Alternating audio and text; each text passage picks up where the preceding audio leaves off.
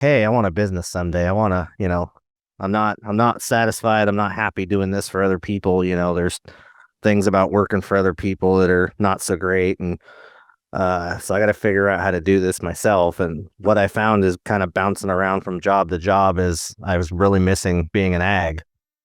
And unfortunately, agriculture has very, very high barriers to entry if you don't have generational wealth or family to pass stuff down or, Yep. win the lottery. And, the best way to be a millionaire in agriculture is to be a billionaire. Welcome to the Roll Up and Roll Out podcast.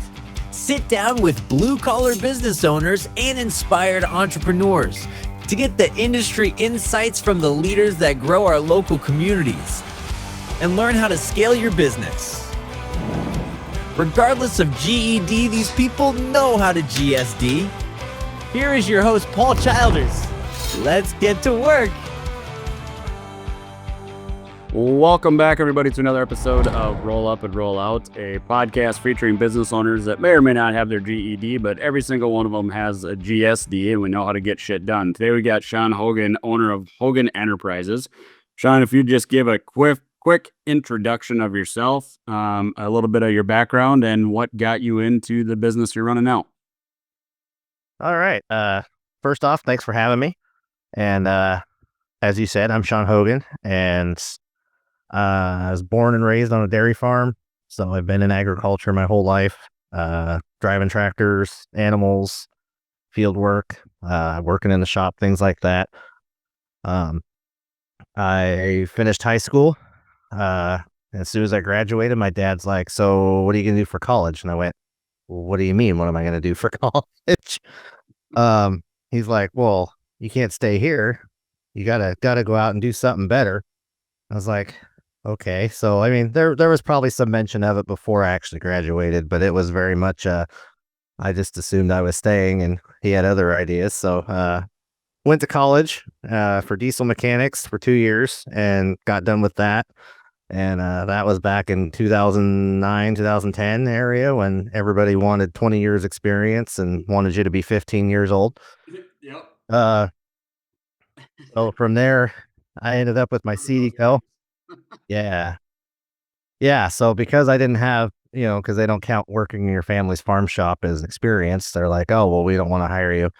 Uh, but I got my CDL because of that and ended up driving truck for a while. And so basically for my entire life, I've either been running tractors or driving truck or I did a stint with the operators union. I ran heavy equipment, dirt equipment for a while. And so basically it's either a combination of that or working on everything. Yep. And then I've always in the back of my mind was kind of like, hey, I want a business someday. I want to, I'm not satisfied. I'm not happy doing this for other people. There's things about working for other people that are not so great. And so I got to figure out how to do this myself. And what I found is kind of bouncing around from job to job is I was really missing being an ag. And unfortunately, agriculture has very, very high barriers to entry if you don't have generational wealth or family to pass stuff down or, Yep. win the lottery. And, the best way to be a millionaire in agriculture is to be a billionaire. Uh, That's pretty accurate. yeah.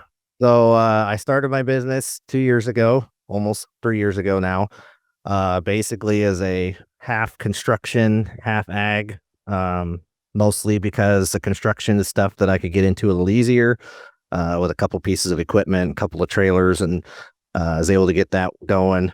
And I'm actually working on trying to build the hay side of the business, kind of by subsidizing it a little bit with the construction. Some of the equipment carries over, hoping to be able to get some hay production going, get some ground, things like that, and eventually kind of just steer the business completely towards hay. But I'm still early on, so we haven't gotten too far into that yet, but we're making progress year over year. So Well, it's you kind of hit on something that I think those of us that graduated high school between probably '02, I would even say 2000 and 2006. really all experienced was we were really that first generation where everybody was like, you need to go to college and get out of this house because we don't want you. And my dad told me, like, you get one summer back and then you're gone. I'm like, oh, okay, great. Like, sounds like you really like having me around. That's awesome. But so I did, I went to a 4-year school. I got a marketing degree, and exactly what you said. Like, I came out in 08, 09 as a graduate, and all these companies are like, oh man, you don't have any work experience. Like, we need you to have like 10 years of experience. I'm like, oh, that's like literally, dude, I'll do whatever you tell me to do. And you can pay me probably like, I don't know, significantly less than whatever you're paying that guy that knows what he's doing with bad habits. And I'll work for you and I'll do the stuff that I need to do. Right. So I think like that initial taste of the business world for me, whether I knew it at the time or not, probably planted into my head that like, this system sucks. Everything's broken. Like, there's got to be a better way to do this. And now I know as a business owner myself, like as I grow and scale, like there are just certain things that I'm not going to do. Right. Like part of me is like, I don't give a crap about your experience unless you're going to be like a C-suite level person for me. I'd rather care more about like your work ethic and your personality and like what motivates you. Right. But like everybody just cared about experience. I'm like, okay, you guys suck. So I feel that to like the core of that time period sucked coming out of college. And you really just ended up taking just crap jobs that you're like, I got a college degree. Why am I freaking cleaning garbages out at a retail store? Or for me, Menards, why am I driving a forklift around? And Menards being a yard boy, I could have just graduated high school and gotten this job. What the hell? Exactly. So, but like for you though, like you can't tell me though that like going and getting to like a diesel mechanic, like having that experience, like didn't help get you to where you're at now. And maybe you didn't even need it growing up on a farm. I'm sure you were always tooling around with stuff, but did you know kind of at an earlier age that you wanted to be working with equipment, trucks, tractors, and that kind of stuff, as an adult? Or is that just kind of something where you're like, I know this, I'm familiar with it, might as well make a living off of it? I think it might have been a little of both. I remember being, I don't know, like maybe 8, 9, 10 years old, and someone, they always ask kids, what do you want to be when you grow up? And at the time I had just started learning to drive tractor and run bobcats and skid steers and things by myself because I was finally basically big enough to reach the pedals. Yep. And so they'd ask me, and I remember my response being, I want to be a professional bobcat operator.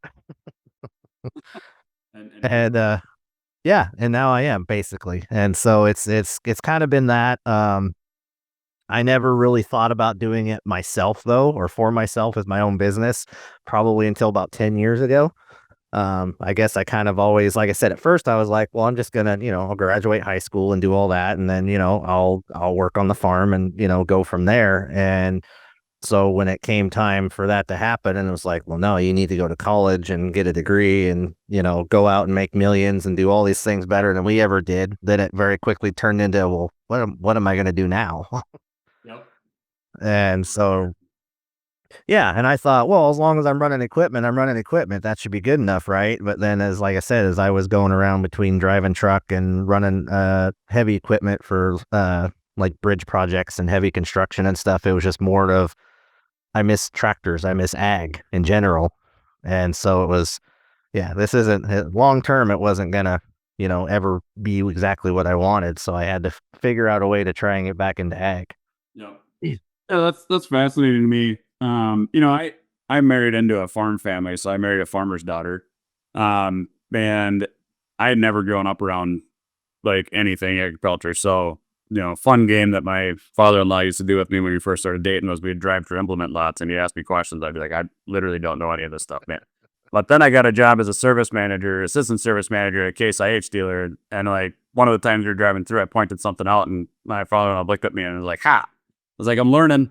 I'm figuring this stuff out, But it is fun. I really, in the fall when they need help on the farm, like one of my favorite ways to decompress is to just go out and be in a tractor. Part of it is my brother-in-law is really good at telling me where to go and when to be there, which is great because I just want to turn my brain off. But there is something about just being out there, harvesting crops, working soil, just kind of you and yourself and whatever shitty stations on the radio at that time and, people on the CB radio. So there is an allure there, and I get it. The getting into ag is definitely, that's a brutal part of it. So like you're subsidizing a little bit of your current business to help get into agriculture a little bit more.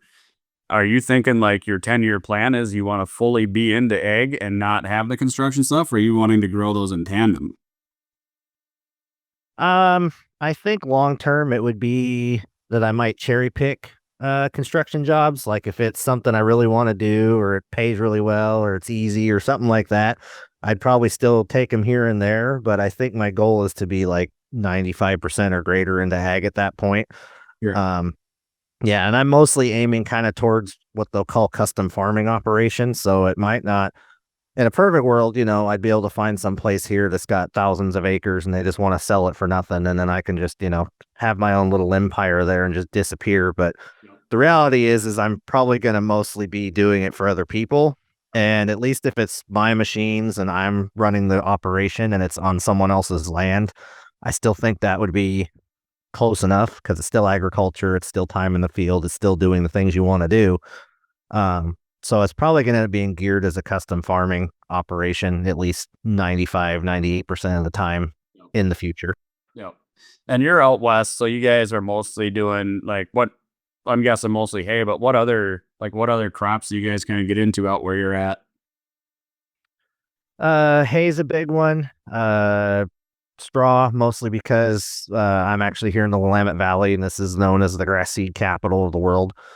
Okay. So it's a lot of that. There's a lot of orchards going in now, so there's hazelnuts and filberts and things like that. I think because there's some crazy statistic that Oregon produces some high percentage of the hazelnuts for like just Oregon does like 7% of the total hazelnuts for the world or something like that. And so there's that. Yeah, over on the coast, it's mostly dairies. Grass grows really well over there, but not enough to make hay, really. They do a lot of silage. In the valley here, there's some corn, but not a ton. And then central and eastern Oregon, they do a lot of wheat, highland, dry crops, things like that, because they're not allowed to have any water and they don't have any irrigation over there. Oh, I put yourself through that, but whatever. Yeah. And then there's some places that were more geared toward just alfalfa. Southern Oregon is kind of southern central Oregon does a lot of alfalfa because of the soil type. And then, back when they could get water. Yeah. So that's mostly what I'm sure there's some stuff I'm missing. Microbreweries. Well, yeah. Well, I mean, those are kind of like crops. They just kind of spring up overnight wherever, almost too much in a way. But, what's fascinating about it to me is like the correlation sometimes. Like I grew up with like Power Wheels, tractors. Obviously, I don't do much of a career where I'm in big equipment, but I know that when I have projects around my house and I get to go rent a skid loader, I get to go up to the farm and grab, a backhoe or whatever and bring it in. Like that's probably some of the most fun I have doing work than actually like working. There's something about being in a piece of equipment and making it do what you want it to do that I don't know if it's just our generation, growing up with like the stuff that we grew up with, that we're just like very like analog driven with things like that. But I love it. And that's kind of a happy place sometimes. Like my wife always tells me, she's like, when you're tooling around like a skid loader, she's like, you're the happiest I've ever seen. I'm like, yeah, I'm like, and kind of like, it's like a free zone, I'm not even usually thinking about anything other than just like whatever it is that I'm doing there. So it's kind of nice. So like, that aspect of farming and your business is my guess of why you said you want to cherry pick, right? Because I have to imagine that you probably find some form of happy place while you're out there operating the heavy machinery that keeps you going back and doing it every day. Am I missing out on anything there, or is that pretty accurate? No, that's pretty accurate. I've probably heard this somewhere, but it's stuck with me and I like it. And it's that no hour spent in the cab is ever wasted. You pretty much hit on, I'm the same way. I enjoy running the equipment. It's almost like an extension of your hands, and the things that you can do are just amazing. So I would say that that's pretty accurate. I mean, I grew up with tractors and cars and Hot Wheels, and I see the toys that kids have now, and I'm kind of jealous because they're way better than what I had as a kid. Yeah. But yeah, it's just, yeah, there's something to me. It's almost kind of like, I call it cab therapy sometimes. Like if you're stressed or, stuff's bugging you, or, sometimes it's nice just get in the tractor, go do something. And yeah, some tasks are definitely easier than others. Field work is generally simpler than like trying to dig around a gas main with an excavator. And so when you're doing that, you're definitely not nearly as at ease or relaxed as That's fair. things of that nature. Especially when you start getting tractors with GPS in them, it's almost a little bit ridiculous, what you're actually doing in them. I'm like, you could basically put a monkey in here and push a button and we'd be able to run this equipment, some of the stuff, at least out where we got a lot of like large acres of, corn, soybeans, sugar beets, stuff like that, where you get long stretches where I can see why it's super nice having GPS, because trying to steer and crank your neck all the time in some of those stretches, it just wrecks you. But, so, we're kind of coming up on closing here, but what is the one thing that you find the most joy in with the work that you do, whether it's with ag or with its construction? And what I mean by that is are you the type of person that you like to see a job that has not been started, and then when it's done, you saw where you were to what you were able to make it into? Similar with ag, where it's like you have just dirt, and then by you working it, putting time and sweat into it, now you have crops, and now you're able to harvest that. Like, is that something that you find, or like, what about the work you do that is it that you find the most joy? Both of those, definitely. Being able to see what you can create and what you can turn something into. The other one, especially probably a little more with the construction at the moment, because I haven't gotten to do a whole lot of ag jobs for people yet, is getting to help people. And they call, they say, hey, I've got this issue, or hey, I've got this problem, or hey, I want to do this one thing, but I have no way to do it, or I don't know how to do it. And being able to go in and do it or help them, whatever, make it happen, has been also pretty awesome. There's been like recently I've had some people call and they said, hey, my spouse recently died and I've got a bunch of stuff I need to get out of here, and it's, something happened with my well, but I can't get to it. Can you, come in and clean it out or open it up or whatever it is that needs to happen, stuff like that. With the ag, the custom farming, especially because it's mostly little bales that I'm working with at the moment. A lot of these guys that still have all these hundreds of acres and are making these little squares, they're getting older and they're having a hard time finding help, or they can't get consistent help. And so I'm kind of gearing myself towards being able to fill that role. So being able to help is probably a big one. And then, like I said, also just seeing the process start to finish is also good. Yeah. Well, what you might find too with some of the older guys that have the acres is that, I think they still value relationships over money in a lot of cases.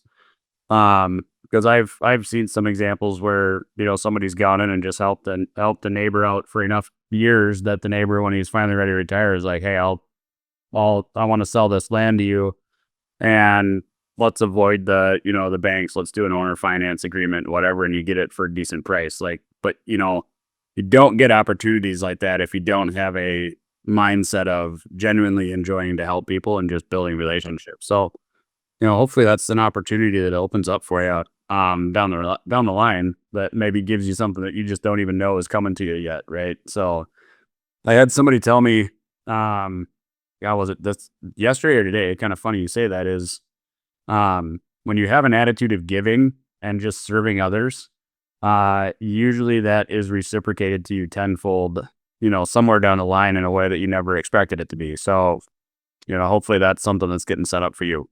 But, man, I appreciate you coming on today and sharing kind of your story and some of the stuff that, you enjoy and what you're doing, and taking time out of your day to join me. Definitely appreciate it. Absolutely. I appreciate it. Thanks for having me on. Anytime, man. Thanks.